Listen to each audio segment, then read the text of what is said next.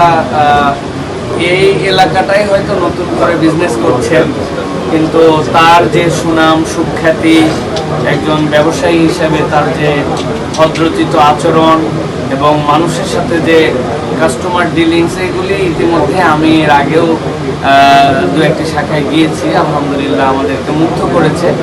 তো আমরা আল্লাহ রাব্বুল আলামিনের কাছে কায়মনোবাক্যে দোয়া করি যে আল্লাহ রাব্বুল আলামিন যেন আমাদের হালাল রুজির মধ্যে বারাকা দান করে।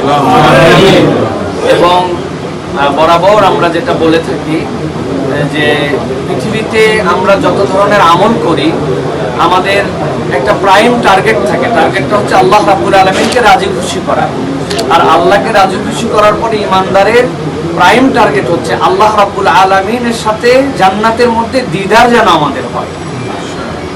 আর আল্লাহ রাব্বুল আলামিন ওই রাসূলুল্লাহ সাল্লাল্লাহু আলাইহি ওয়াসাল্লামকে দিয়ে জানাচ্ছেন যে কেউ যদি দুনিয়াতে একটা বিশ্বস্ত ব্যবসায়ী হতে পারে, তথা সে ধোঁকা দেয় না, মিথ্যার আশ্রয় নেয় না, কাস্টমারের সাথে তার ডিলিংস ভালো, এরকম যদি আত্তাজিরুল আমিন হয়, এই ব্যবসায়ের ব্যাপারে আল্লাহ নবী বলছেন সে শুহাদা, সিদ্দিক এবং নবীদের সাথে জান্নাতে থাকবে।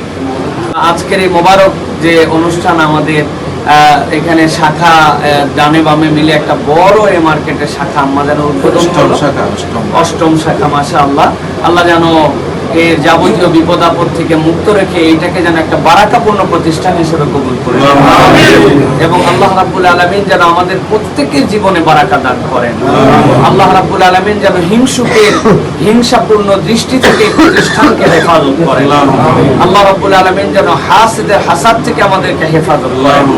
দুনিয়া আসমানি গজব, দুনিয়াবি গজব, বিপদ আপদ বিভিন্ন ধরনের ঘটে, আল্লাহ যেন সকল বিপদ আপদ থেকে হেফাজত করেন এবং তাদেরকে উত্তর আরো সুন্দর যে সকল আইটেম আছে সেগুলা জনগণের কাছে তাদের সাধ্যের দামের মধ্যে উপস্থাপন করার মতো যেন তৌফিক দান করেন। ওয়া ইলাইকা নাবনা ওয়া ইলাইকাল মাসির।